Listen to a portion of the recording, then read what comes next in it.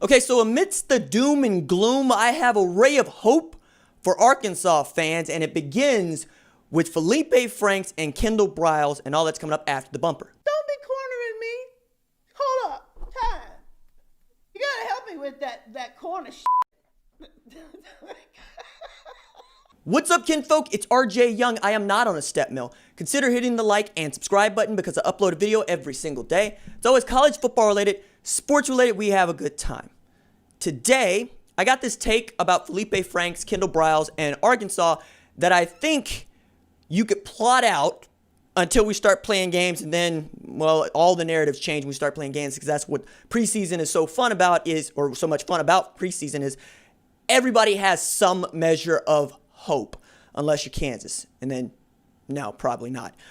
But with Arkansas, I was really digging into Feleipe Franks' background and trying to go past, stuff like him only passing for 2,500 yards in the past couple of years, and what the usual rigmarole is about a grad transfer quarterback who can't get shine at the place that he just left, right? Many of you know that Kentucky put an end to the Feleipe Franks experience last year, but Florida was 3-0 when he was starting quarterback, and he looked more like a slingshot. 6'6", 235 pounds. You were going to go how he went, and that's good and that's bad because in Dan Mullen's offense, he found where he fit. He's a big athlete with an extremely big arm. This is a guy that was drafted in 31st round in Major League Baseball to throw pitches. He has a 94-mile-an-hour fastball, so he can get it there, and he can get it there in a hurry. But more than that, he's a tremendous runner, and given time and the opportunity, and you want to leave him alone or don't spy him, he can take advantage of that. Now, add to that, they return Rakeem Boyd, who's one of the best tailbacks nobody talks about in the SEC. They get Trey Knox at wide receiver, and they're going to revamp the entire defense with Bumper Poole at 94 tackles last year, Levi Draper, Miles Slusher, Jalen Catalong, and on it goes. I really like the 4-2-5 defense. I understand that in the SEC, it's still got some things it has to prove, just like Mike Leach's air raid offense. But more than that, I'm believing in the pit boss. I like Sam Pittman. I've always liked Sam Pittman. The man spent 37 years as a coach before he got an opportunity to be head coach at the FBS level. And now this job at Arkansas, it means the world to him. He's crying at his introductory press conference because this is what he always wanted to do. And he's from El Reno, which is just, it's in my state. And we're proud of the folks that come from my state. And I'm pulling for Arkansas because, as I've said before, college football is a lot more fun when Arkansas is good. Now, they ain't been. And that's really the problem. Back-to-back 2-10 seasons and have not even been talked about in a meaningful way in the SEC. As a matter of fact, Ed Orgeron didn't even mean to be mean about it when he said, we can't celebrate beating Arkansas. They ain't beat anybody in a long time. He didn't mean to throw shade, but he was just calling it like it was. And that's how it's been. The Chad Morris experience, the John Craddock experience, the John Chavis experience, nobody's here for it. And when you put in perspective that they have won as many games as TU won all of last season, and TU went 4-8, it begins to see, you could see how bad it's gotten for the Razorbacks and the Razorback fans, because that's the pro team in Arkansas, right? There is no other team in Arkansas. Razorbacks football, Razorbacks basketball, Razorbacks baseball, rinse, repeat, and when you get a little time, go out to watch them run track, because that indoor stadium is also phenomenal. I got to run there a few times. Wallace Spearman. Anyway, Sean Merritt. I ran track at TU, so I'm familiar with Fayetteville, and I'm familiar with what that athletic community means to the city and the state. But now you got Kendal Briles and his veer and shoot. Remember that he was a part of Art Briles' staff when RG3 won the Heisman, in large part over Oklahoma's dead body, and showed what that offense could truly do. And then it hit other gears with Bryce Petty and Nick Florence, and all they were doing was churning out yardage. We're talking about averaging over 600 yards per game and setting records for offense and the speed at which they played.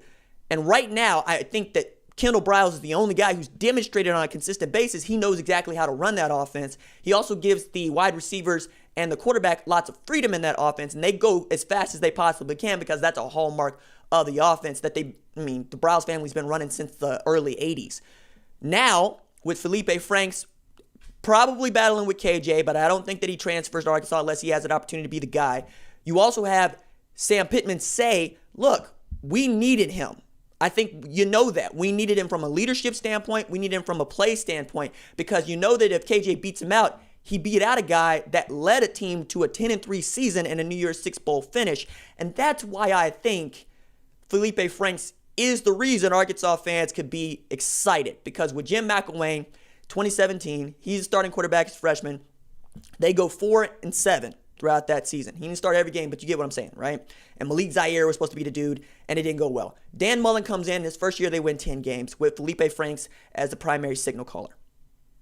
It could happen with Sam Pittman in Arkansas because Sam Pittman has put around him, one, a talented staff with Hot Sauce Davis, Brad Davis out there coaching the offensive line, who is at Florida with Feleipe Franks and has an understanding of what kind of player he is. And the way he described him was emotional, and he meant that as a positive. He meant that as he's passionate about the game. He's going to lead you by being that fiery guy, well, not in the huddle, but calling the plays and on the sideline. And I think Arkansas could do with that. I think that's the kind of guy that Sam Pittman wants leading his guys, because one of the reasons that Sam Pittman has been one of the better recruiters in the country for the past 5-6 years is his ability to believe and to make you believe and to motivate. And that's what Pittman has said. My job right now is to be the key motivator.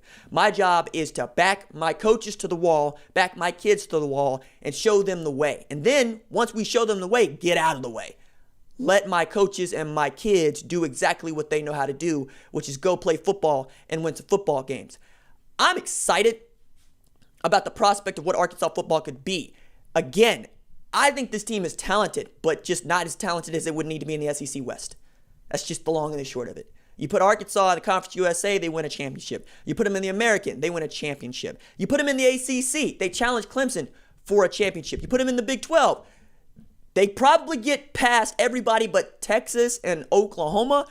Maybe Oklahoma State gives them a run for their money, but I wouldn't put it past them to challenge for the championship in the Big 12. Pac-12, it'd be them, Oregon, Washington, Arizona State, maybe SC, depending on what we think about SC. Utah's always kind of finding. What I'm saying is they're competitive at a minimum in any other conference except this one, and really any other division except this one this year. Because if you put Arkansas in the SEC East, they got to battle Georgia, they got to battle Florida, and then that's about it, right? If they get past Georgia and Florida, we all know that they playing for the SEC championship. But Florida, coming off the back-to-back New Year's Six Bowls and an Orange Bowl victory last year in a year where they went with the backup quarterback for most of the year.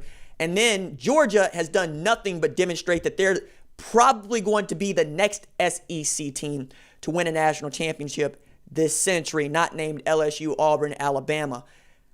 I believe that Arkansas can challenge because Arkansas has challenged before, right? When Bobby Petrino was out there with his group of kids and they were throwing the rock around, and they were running up the scoreboard, that was a top 5 program. Problem is, to be a top 5 program in the SEC West also probably means you could end up the 3rd best team in your conference division, which is bonkers to think about because, yeah, that wouldn't be true with anybody else, literally anybody else. But in a year where Arkansas could quite literally finish inside the top 10, they could be staring up at LSU, Auburn, and Alabama, to say nothing of whatever Texas A&M could be. And I think that's what Arkansas needs to shoot for this year if they're going to shoot their shot. Be better than Texas A&M.